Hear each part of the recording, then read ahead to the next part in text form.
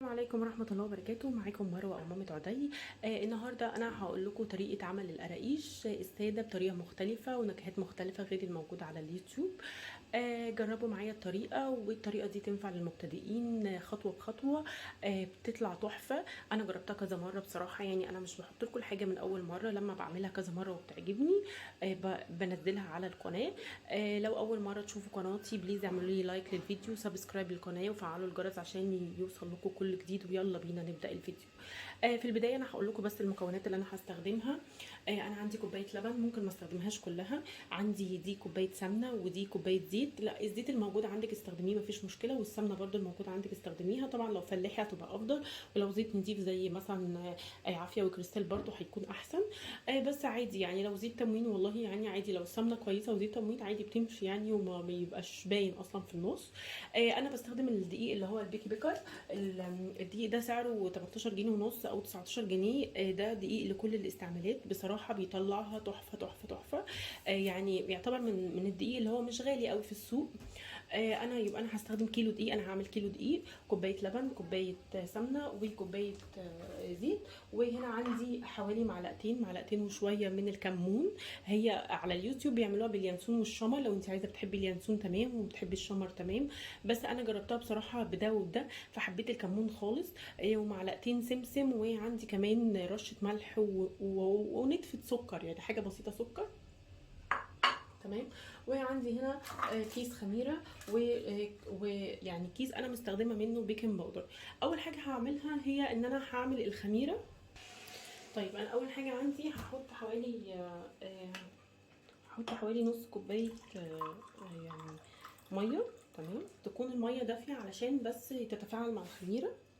ما تحطيش الميه سخنه عشان ما تموتش الخميره. تمام، لو حتى الميه سخنت منك، لو انت بتسخني في الكاتل والميه سخنت منك، كبي منها شويه وحطي ميه عادي من الفلتر. هحط معلقه سكر برده عشان تتفاعل معايا مع الخميره. تمام، وهاخد الكيس بتاع الخميره هنا هفتحه.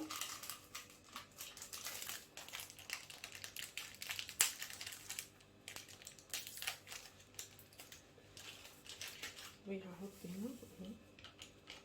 تمام، واقلب الخميره واسيبها على جنب. اقلب الخميره كده واسيبها على جنب، بس ايه، تخمر. يعني ممكن تستخدمي كيس، ممكن تستخدمي لو عندك مثلا كيس اخده منه برده شويه، مفيش مشكله. تمام، وغطيها باي حاجه عندك، حتى ان شاء الله منديل استرتش، اي حاجه غطيها بيها، ما تسيبهاش كده عشان بس تكتم الهواء والخميره تخمر معاكي. وهحطها على جنب. ويلا بينا بقى نبدا المكونات. هحتاج ان انا عايزه بوله كبيره تكون غويطه، ما تكونش يعني ضيقه قوي من تحت، عشان الدقيق ما يكلكعش. وهاخد معايا الدقيق. انا اي دقيق بستخدمه بصراحه، انا بنخله. بجيب منخل او بجيب اللي هو يعني زي مصفى كبيره شويه، وبنزل فيه بنخله. هحط كده اهو المصفى، وهفتح الدقيق. بسم الله الرحمن الرحيم.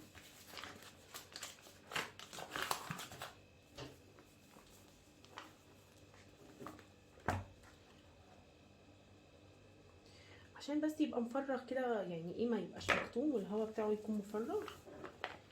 هو كيلو الدقيق تقريبا هيعمل لنا حوالي يعني مثلا 2 كيلو الا ربع من القراقيش. بيطلع يعني كميه حلوه كده كويسه.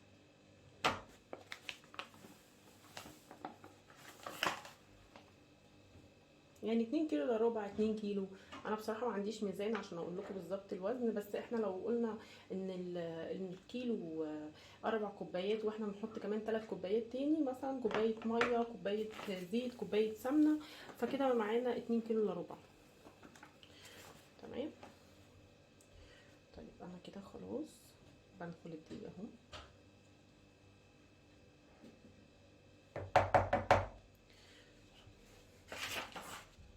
طيب انا كده دخلت الدقيق. هحط البيكنج باودر، هحط حوالي معلقه بيكنج باودر. انا الكيس ده يعني فاتحاه وبستخدم منه مثلا في كذا حاجه، مش هحط كتير عشان ما تنفش معايا.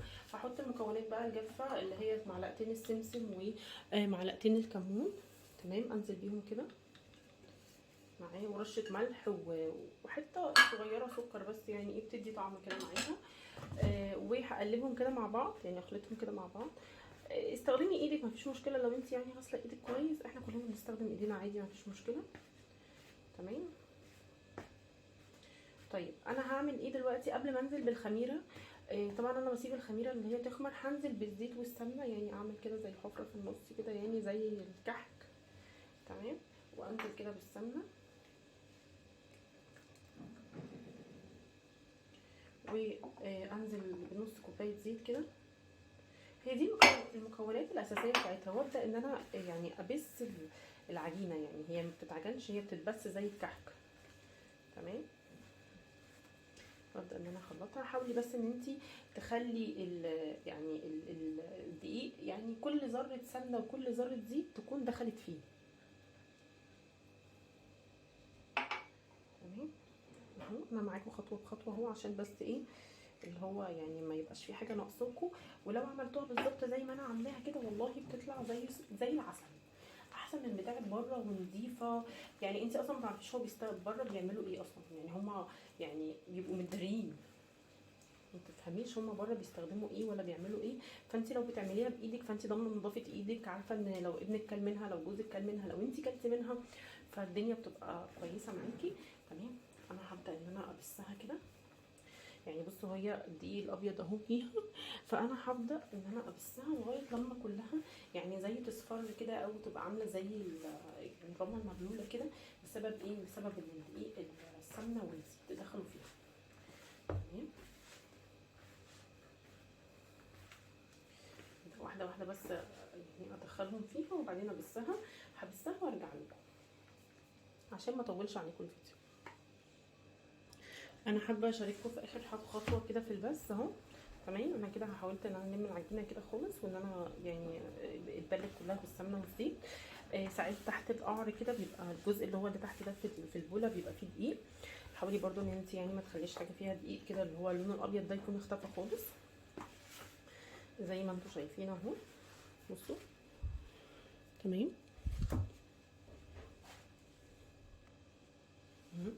انا كده بسيت كويس قوي. طيب بصوا الخميره عندي عملت ازاي. الخميره عندي عالت خالص خالص خالص. هي الخميره عندي كده شغاله. بصوا. تمام. بصوا الميه قد ايه. طيب الخميره كده عندي ناجحه. هنزل بالنص كوبايه بتاعت الخميره، واللبن ابدا ازوده واحده واحده. ممكن احتاج كوبايه، ممكن احتاج نص كوبايه، على حسب الدقيق بتاعي. تمام. وعلى حسب الدقيق برضو اللي عندك. اي حاجه عندك اشتغلي بيها، يعني ما توقفيش نفسك. اعملي حاجه لاولادك كده بحب، اعملي حاجه لجوزك بحب، تكوني حاجه انت مختلفه انت عاملاها. ما تستسهليش ان انت تجيبي من بره. طبعا في ناس يعني ربنا يديكم الصحه كلكم، يعني يا رب يعافيكم. في ناس بتبقى تعبانه فبتجيب طبعا مثلا من بره، في ناس بتبقى عايزه تستسهل. بس لما بتعملي حاجه بايدك كده بتبقى فعلا طعمها مختلف. طيب انا هبدا انزل كده باللبن. اللبن يكون دافي عشان ما يموتش الخميره. تمام. وتبداي تعجني كده لغايه ما العجينه تلم معاكي، وتبقى يعني حلوه كده، ومثلا مش مشققه، وتبقى يعني ملمسها حلو. هي لسه كده مكتومه برضو، محتاجه لبن تاني اهي. بس انا بحط حبه حبه. انا زمان كنت لما باجي اعمل حاجه مثلا وانا لسه ما عنديش خبره، كنت اقول احط حبه حبه ليه يعني وكده. انا بحط كله يعني مره واحده وكده عشان يعني اخلص وكده، طالما هي المكونات. لا، حطي حبه حبه عشان الحاجه بجد تظبط منك وتطلع حلوه. يعني ما تستسهليش ان انت تدلقي الكوبايه كلها. ف تدلقي الكوبايه كلها يعني وتخلصي. لا، حطي حبه حبه، لان فعلا الدقيق بيختلف. ونفس الشركه ممكن الدقيق يعني من نفس الشركه من حاجه لحاجه تختلف، يعني من كيس لكيس يختلف.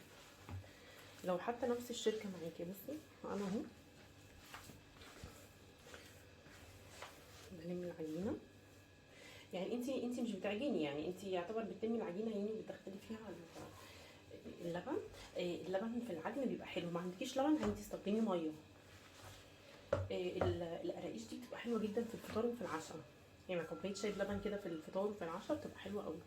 وممكن مثلا لو ابنك مثلا رايح مثلا نادي، عايز ياخد كام حاجه كده مثلا خفيفه معاه، ممكن تديله قراقيش، يعني اللي هو حاجه كده زي تصبيره كده، سناكس كده تصبيره.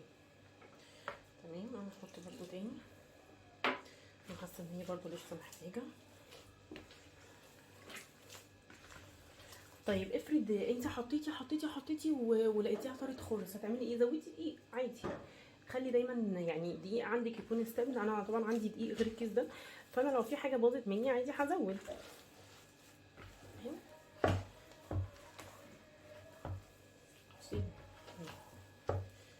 هلم العجينه كده اهو، هو تقريبا كده خلاص هي مش محتاجه لبن تاني. وهلم العجينه واوريكم القوام بتاعها وهرجع لكم تاني. بصوا كده انا فضلت اعجن فيها لغايه خلاص ما اتلمت كده وبقت كوره. انا احتجت بقيه اللي هو الجزء اللي كان في كوبايه اللبن حطيته برده، حسيت ان هي ناشفه شويه وحطيته. بصوا اهي اتلمت معايا. بصوا العجينه اهي كلها تمام.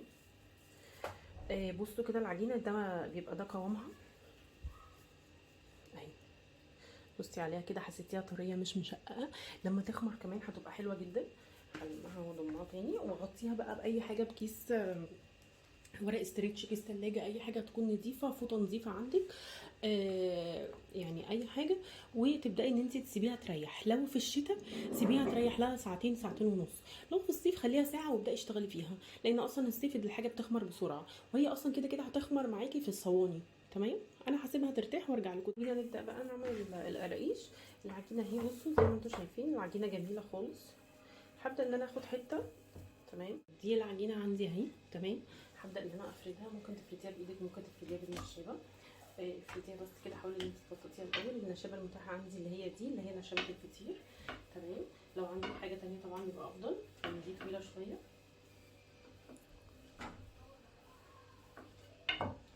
تمام.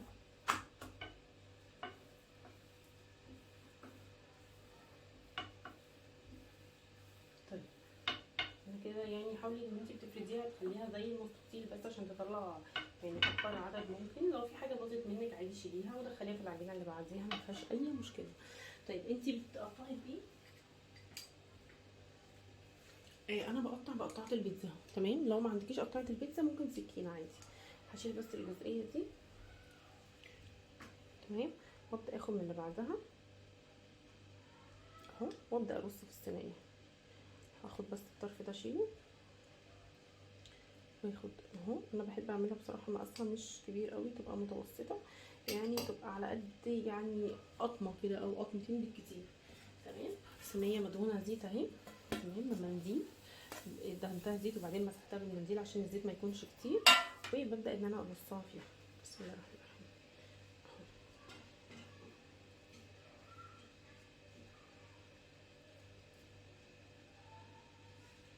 تمام.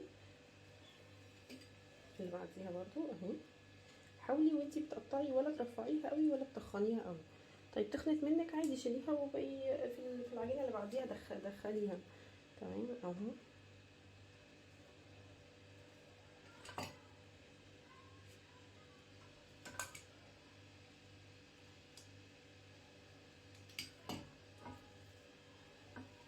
تمام. بصي اهو، ترصيها واحده واحده على حسب طبعا الصينيه اللي عندك. انا عشان عندي الصينيه مدوره فانا هرص في النص واجيب كده واجيب الصينيه، عشان عندي مدوره فهرص في النص واجيب جزئيه كده وجزئيه كده. لو عندك طبعا صينيه مستطيله هتبقى احسن. انا الصواني اللي عندي كلها بصراحه مدوره. تمام اهو.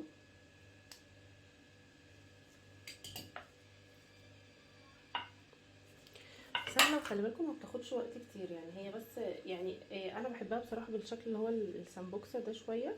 ممكن لو انت عايزه تستسهلي قطعيها بالشكل اللي هو المربع، اللي هو ايه المربع اللي هو ده. بس هعمل معاكم كده اهو حبه مربعين. دي بصراحه هتبقى اسهل معاكي يعني. العجينه كده اللي هي اهي، دي اللي هي المربعه اللي هي دي الشكل ده هيبقى اسهل تمام بالنسبه لك، يعني مش هياخد معاكي وقت في السنة. انا بحب الشكل ايه، بحب الشكل بصراحه اللي هو سمبوكسه. بصوا الفرق ايه. خلينا ناخد بصوا الفرق بين الشكل ده والشكل ده براحتكم، بس هي في السوا بصراحه الشكل ده بيكون احسن. تمام. هخلصها وارجع لكم تاني. طيب بصوا اول صينيتين اهم جهزوا. انا ولعت الفرن او شغلت الفرن على درجه حراره تقريبا 180 او 170. تمام. وبحطهم على الرف الاوسط، يعني هو بياخدوا حوالي ربع ساعه يعني على حسب ما هما يعني يحمروا. اول ما يحمروا من تحت يعني من القعر من هنا تشغلوا عليهم الشوايه، او لو فرنكم بيشغل شوايه شوايه يعني وفرن، شغلوا عليهم الاثنين بس وطوا الشوايه شويه عشان الوش ما يحمرش يعني قبل الجزء اللي هو في الظهر، ويستوي قبليها. تمام. وما يتحرقش. انا دلوقتي اول ما الفرن يسخن هحطهم على طول، وهعمل بقى يعني دي عجينه اهو اتبقت، هعمل بقى ايه صواني تانية لغايه لما دول يستووا. تمام. بصوا منظرها في الفرن اهي بتنفش. تمام. فعشان كده ما تزودوش سمكها عشان تطلع معاكم حلوه. بتنفش في الفرن. تمام. بصوا شكلها تحفه. شايفين؟ انا هحط على العجينه دي نقطه ملح كده وابدا ان انا يعني ادخلها في بعض، هتبقى عامله زي البتنسليه اللي هو بالملح. بيبقى طعمها حلو، اللي هو بالملح والكمون بيبقى طعمها حلو. هديها شكل مختلف شويه عشان ابقى عارفه الفرق يعني هديها الشكل المربع اللي هو المستطيل العادي، غير التاني اللي هو فيه سمبوكسه. كميه القراقيش اللي طلعت من كيلو الدقيق طبعا هي معموله في البيت، نظافتها بتكون طبعا حاجه تانية مختلفه غير اللي بتشتريها من بره خالص. اللي هي مستطيله دي دي فيها ذره ملح، اللي انا حطيت ملح في العجينه وبعدين قطعتها. والجزء اللي هو فيه سمبوكسه ده اللي هو من غير ملح. تمام. جربوها بالكمون طعمها تحفه، حاجه تانية خالص غير اليانسون والشمر. لو انتوا جربتوا بالكمون قبل كده اكتبوا لي في الكومنتات، ولو جربتوا طريقتي اكتبوا لي في الكومنتات رايكم ايه. وميرسي طبعا لوقتكم، ويا ريت تجربوا الطريقه دي وجربي وصفتي، هتعجبك اكلتي. وشكرا ليكم لوقتكم، ويا ريت اكون فدتكم. باي باي.